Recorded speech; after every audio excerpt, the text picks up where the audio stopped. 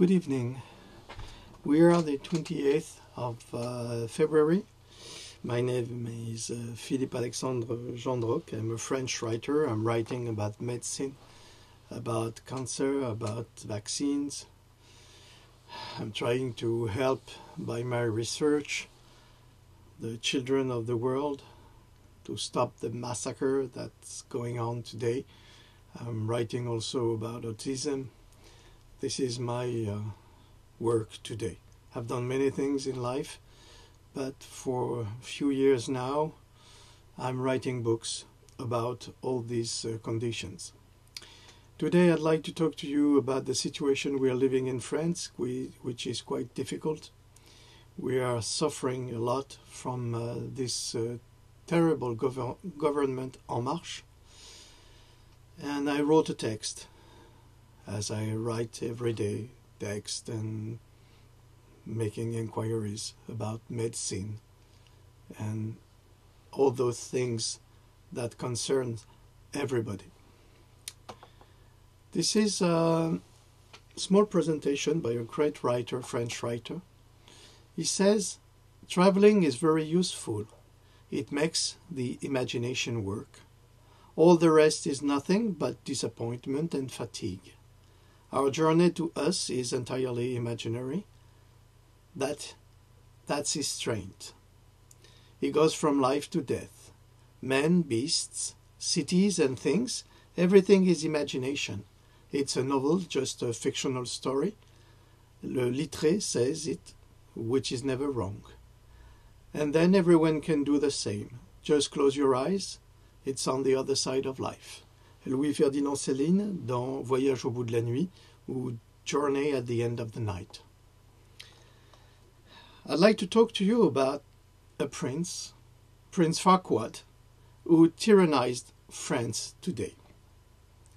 Who today could imagine the president of the French Republic lying at the toothed cheater, manipulator, systematically using double talk, elite corruption, the media, the press, and the hatred of truth, a chronic cowardice with the daily demonstration of his false courage.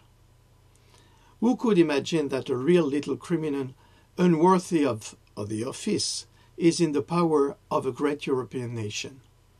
In principle, nobody could consider such a reality, and yet it is exactly the one we live in France in 2019. The president admirably combines the worst human qualities, and the worst is that he is so proud of it. Like a peacock. I want to see your peacock.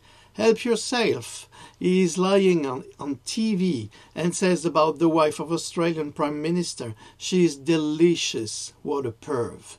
But it's not the worst. The worst is that he is lying about the situation in France. The sham began when he was economy minister, as bad as the others, but with a determined agenda even before taking office. The man is a vile secretary obeying the order of more powerful than him.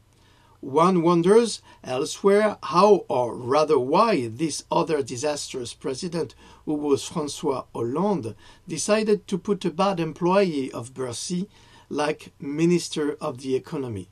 But he was able to put a surgeon like Minister of Fraudsters, so why not another incompetent?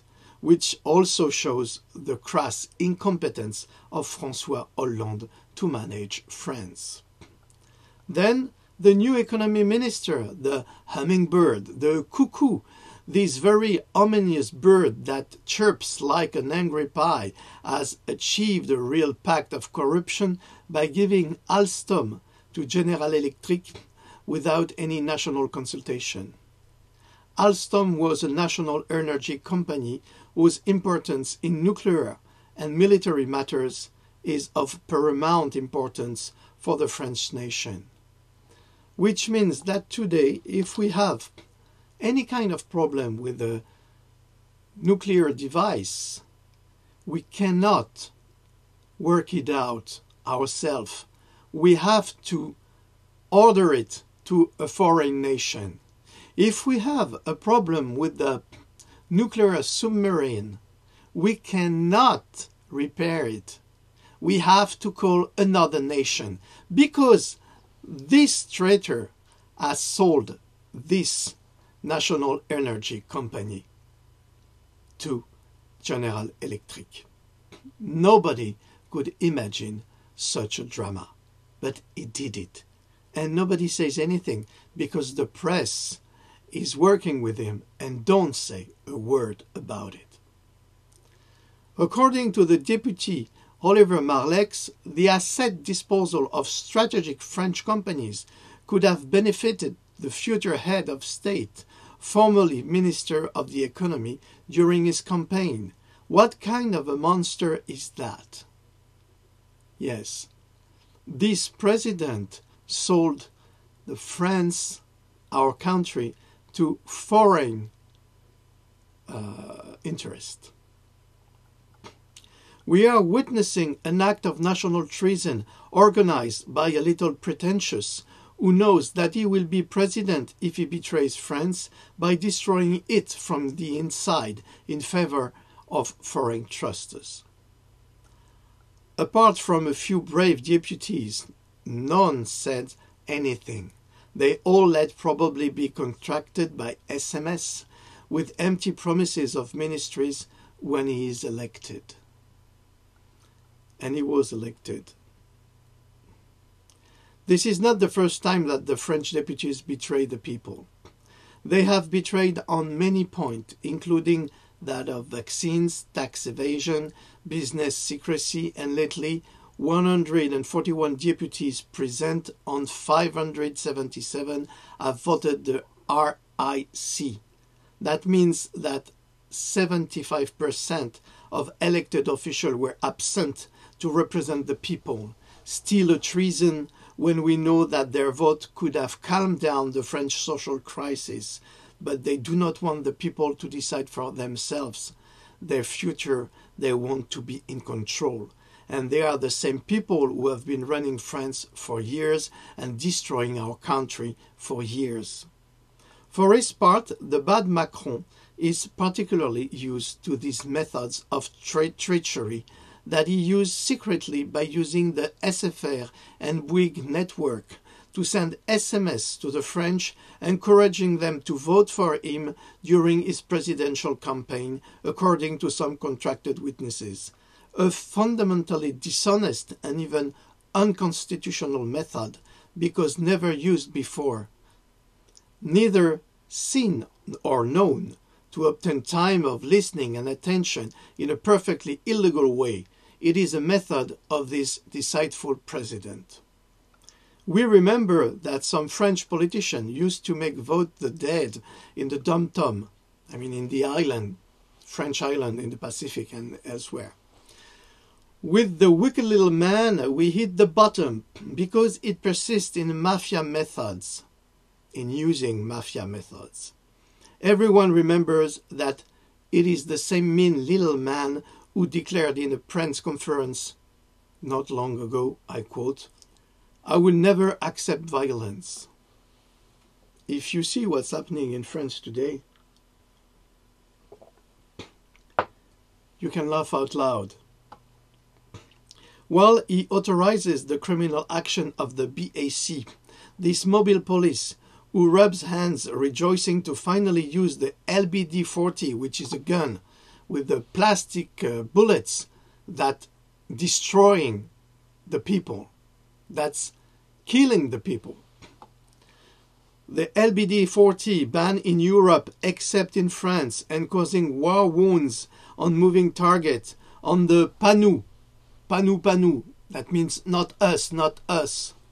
The PANOU, the not us, are Pacific yellow vest of all ages, non-violent. They claim the right to live better with this Prince Farquaad, who wants to hear nothing about it, for he hates poverty. Prince Farquaad, President of France, does not bear the contradiction or the least contestation. Like all tyrants, he is a sectarian, is no good. The yellow vest are his nail in his foot, and instead of behaving as an adult, He insults, humiliates, mocks. It is a child who has not grown up. It is Lord Farquaad, small, hateful, cheater, sycophant, malicious, cowardly, and treacherous. Once upon a time, in a distant swamp called France, an ogre named Gillette Jones, suddenly disturbed in his precious solitude by an invasion of fairy tale characters who were all banished from their kingdom by the evil Lord Farquaad. He hoofed and he poofed, and he sent us an eviction notice. Determined to save his swamp, Gillette Jones signed an agreement with Farquaad and began to save Princess Mahmoudou Benalla, so that she could become Farquaad's wife. Except that Mahmoudou Benalla is hiding a terrible secret. She is not a woman, but the American knows what I'm talking about. And we suddenly understand the full vice of Lord Farquaad make us take our bladder for lantern and illuminate the far, far away Rothschild Country Club from its obscene lights. His second, a rogue minister who has robbed the mill in the mafia, Marseillaise mafia, in his youth, who has a loyal Médor, it's the name of a dog, as a loyal retriever, execute the orders of his criminal boss to take specially yellow vest and their children as target, because we must not allow the people to believe that they can manifest, since Lord Farquaad cannot stand the contradiction, and especially not the formal notice of having to leave the power. Imagine Gillette Jones, who asked for his resignation. But where are we? I ask for Mrs. Michoud. Where are we going in this matter? The liar poker player declares with the assurance of a second traitor, I do not know any policeman, no policeman who attacked Yellow Vest. What a pious lie before the Eternal. And yet there is so much evidence, videos, testimonies of hundreds of wounded Gillette Jones through France that the state and even French Blue Cross refuses to recognize. They refuse to take care of the medical reimbursement because the wounded did not have to be odious anarchists. None, not the slightest presumption of innocence. They are condemned before being heard. Fillon, Sarkozy, and many other obscure politicians demanded their presumption of innocence despite the rather troubling facts concerning them. But French disabled by French police, while they are victims of police violence, despite the evidences, the testimonies, they are entitled to nothing. Traumatized for life, they are ostracized, sectarianized, criminalized, and abandoned because they do not have the right to care. The Macron state refuses them. Now you see the humanity of such a revengeful monster. Shame all naked, shame all drunk for this government en marche, who continues to manipulate public opinion through the worst lies and chronic insult. This president is so bad that he even engaged a team atmosphere to electrify the audience in his political meetings. Its activists are remote control dolls that obey the finger and the eye of Moscow through the Telegram application. The Russian has nothing to do with that. It's the expression, the eye of Moscow, that means that Macron's politic is always spying on everybody. This is an extract from an article. Through the meetings, we will send you your instruction to set fire to the room, publishes the newspaper Marianne in his article. To set fire to the room, that does not mean they're going to put fire in the room, but that they're going to to create a situation to excite the people and say, well, we are following Macron, we love Macron. That's a French expression. The article is called At Meetings of Macron, the Chairs of Radio Control Activists by Smartphones, by Etienne Girard. A militant shouts, "He is right!" just seconds after a message to that effect was posted on Telegram, an organization that does not stop at the soundtrack ambiancers, who also encourage activists to appear on Twitter, describe precisely the photo to be posted. Do not forget to take picture of yourself and the crowd, people who are excited about the flags, and share them with La France en Marche. This does not prevent the team ambience to also order activists, please let go on spontaneity. But spontaneity for these muffin men of Panurge, it's quite difficult. Imagine a moment that Team Ambience sends by mistake, "It's an asshole," and 150 idiots will fart in concert, "It is an asshole," with an inflamed heart and sparkling eyes of stupidity.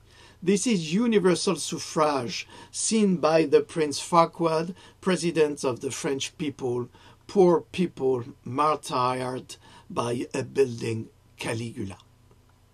We are living in a devil age. Thank you for listening. I hope I was quite clear enough for you to understand the situation in France, which is for us quite catastrophic. And nobody talks about it, of course, because Macron possesses the press and it doesn't want anything to filter.